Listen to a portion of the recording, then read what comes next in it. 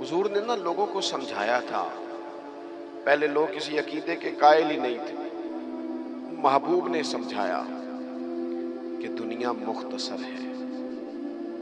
حضور نے بتایا کہ مرنے کے بعد ہمارے لیے جو قبر ہے اس کو صرف ایک پہلو نہ سمجھ لینا، وہ گڑھا بھی ہے دوزخ کا لیکن وہ جنت کا بھاگ بھی ہے. نبی پاک نے لوگوں کو ایجوکیٹ کیا، تعلیم دی، سمجھایا کہ تم ایک نظریاتی زندگی گزارو. فقط یہ 50-60 سال کی کل زندگی نہیں، یہ تو تمہیں بھیجا گیا ہے کام کرنے کے لیے، کاشتکاری کرنے کے لیے. مرنے کے بعد تم نے اس کاشتکاری کا پھل کاٹنا ہے. تم اب یہ تعلیم اتنی راسخ ہو گئی لوگوں کے دلوں میں، اور صرف لوگوں کو نہیں سمجھایا. وہ ہمارے ہاں پیران نظام یہ کرتے ہیں، لوگوں کہتے ہیں فقیر ہو جاؤ، فقیر ہو جاؤ، فقیر ہو جاؤ. لوگ فقیر ہوتے جاتے ہیں اور پیر صاحب امیر ہوتے جاتے ہیں. وہ مالدار ہوتا جاتا ہے، لوگوں کو فقر کا سبق پڑھاتا جاتا ہے. نبی پاک علیہ السلام نے لوگوں کو جب یہ کہا نا کہ زندگی چند روزہ ہے، تو یہ تعلیم لوگوں کو تو دی، لیکن اپنا حال یہ تھا ایک وقت روٹی کھائی اور 3 وقت فاقہ کیا. محبوب نے چٹائی پر آرام فرمایا. حضور موٹے بان کی چارپائی پہ لیٹے، موٹے بان. اور حضرت عمر فرماتے میں تبن سخت تھا، لیکن حضور کی کمر پر جب میں نے چارپائی کے نشان دیکھے تو میں رو پڑا. یا رسول اللہ، اللہ کے دشمن اتنی موج میں ہیں اور آپ تو. حضور نے ایک تو یہ ہے نا کہ آپ کی پیار میں کوئی رو رہا ہے تو بندہ کہے کوئی نہیں بس حالات ایسے، نہ. محبوب نے نظریہ بیان کیا، نظریہ.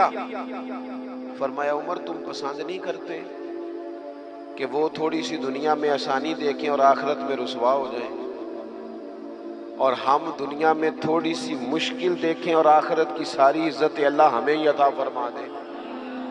تو حضور تعلیم دیتے، سمجھاتے، قائل کرتے، دلیل دیتے، لوگوں کو سمجھ آتی. اور وہ پھر شعور اتنا بلند ہوا، اتنا بلند ہوا، اتنا بلند ہوا، یقین علم الیقین تک سے شروع ہو کر عین الیقین تک پہنچا اور حق الیقین تک پہنچا کہ حضرت انس بن نضر رضی اللہ تعالیٰ عنہ احد کے میدان میں جب موجود تھے نا، تو جنت کی باتیں سن سن کے، وہ تعلیم لے لے کے قلبی واردات اس طرح کی ہو گئی تھی کہ میدان احد میں کھڑے ہو کے لوگوں سے کہہ رہے تھے نہ ادھر جاؤ، ادھر واپس آؤ. مجھے تو احد پہاڑ کے دامن سے جنت کی خوشبو آ بھی رہی ہے، جنت کی خوشبو آ رہی ہے. تو تعلیم کا کچھ نہ تھوڑا سا سیکھنے کا ماحول بنائیں. ہمارے ہاں الجھنیں بہت زیادہ ہیں. ایک لمبی تعداد ہے لوگوں کی جو ہر وقت ذہنی کشمکش کا شکار رہتی ہے. ایک تناؤ ہے، ایک الجھاؤ ہے. میں گزارش کرتا رہتا ہوں بزرگوں سے تو نہیں، جو دوست احباب ہیں علماء کی جماعت میں، کہتا ہوں کہ لوگوں کے جو مسائل ہیں اس پر گفتگو کی جائے. لوگوں کو ذہنی آسودگی کا موقع میسر آئے، انہیں پتہ چلے کہ یہ ہمارا اصل مسئلہ ہے. ہمارے جو دیکھیں نا، حسد بہت بڑا مسئلہ ہے. اس پر نبی پاک علیہ السلام کی درجنوں احادیث موجود ہیں، اور اس کے ہر پہلو پر حضور نے ہمیں سبق دیے. بغض پر، جھوٹ پر، بدی پر، خیانت پر، رزق حلال کے فضائل پر، محبت پر. یہ جو ہمارے مسائل ہیں، ہم اگر حضور سے سیکھ لیں. ایک جنگ بنی رہتی ہے گھروں میں، چوکوں میں، چوراہوں میں، آپس میں، دفتروں میں، کٹھے بیٹھنے والے لوگوں میں. حتیٰ کہ دینی ماحول میں بھی اگر چند لوگ مل کے کام کرتے ہیں تو وہاں بھی کچھ نہ کچھ آپس میں چیزیں دلوں میں موجود رہتی ہیں.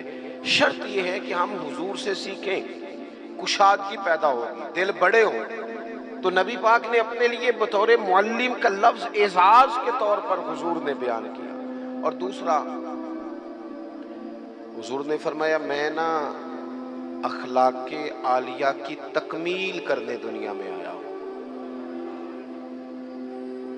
ایک ہوتا ہے کوئی اچھی بات کرنا، بہت سارے لوگ اچھی باتیں کرتے ہیں، اور آج کل تو سارے لوگ ہی اچھی باتیں کرتے ہیں، پر مسئلہ صرف اتنا ہے کہ کرتے دوسروں کے لیے.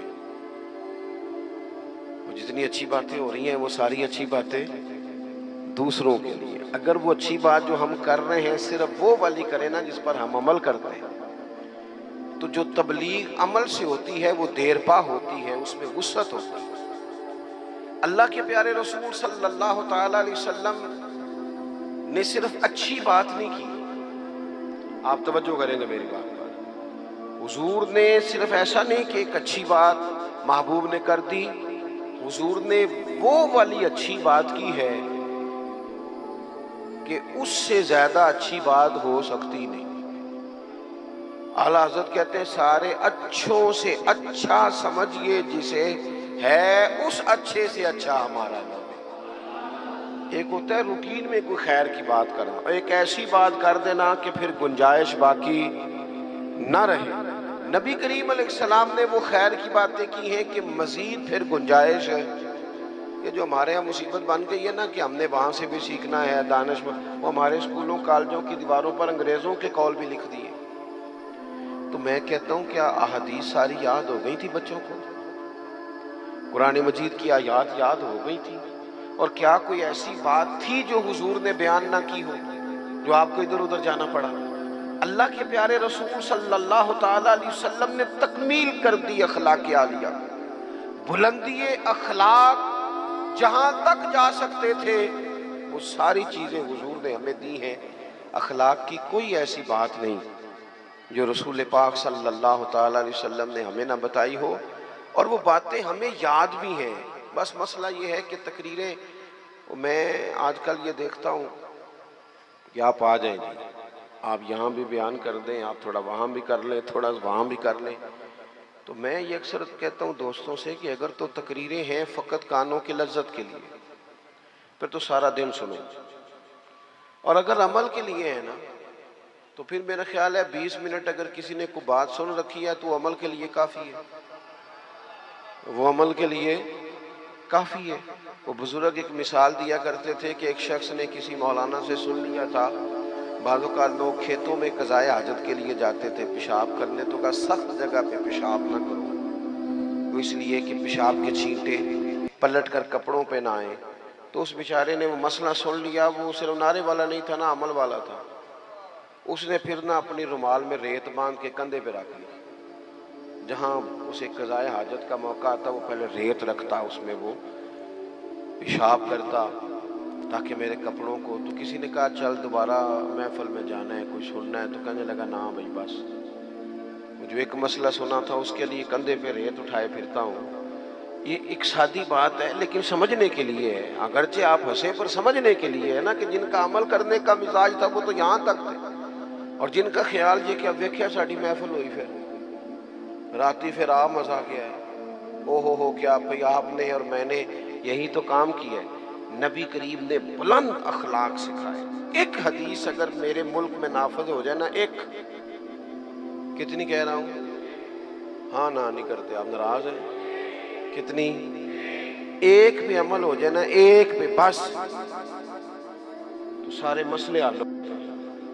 ایک بات، اور لمبی چوڑی نہیں، حضور کو جو اللہ نے جوامع الکلم عطا فرمائے ان میں سے ایک بات، اللہ کے پیارے رسول علیہ السلام نے فرمایا میرا مومن وہ ہے۔ اتنی بڑی بلند اخلاق کی بات ملے گی نہیں آپ کو۔ فرمایا میرا مومن وہ ہے جو اپنے لیے پسند کرتا ہے وہی اپنے بھائی کے لیے بھی پسند کرتا ہے۔ لو ختم ہو گئی بات۔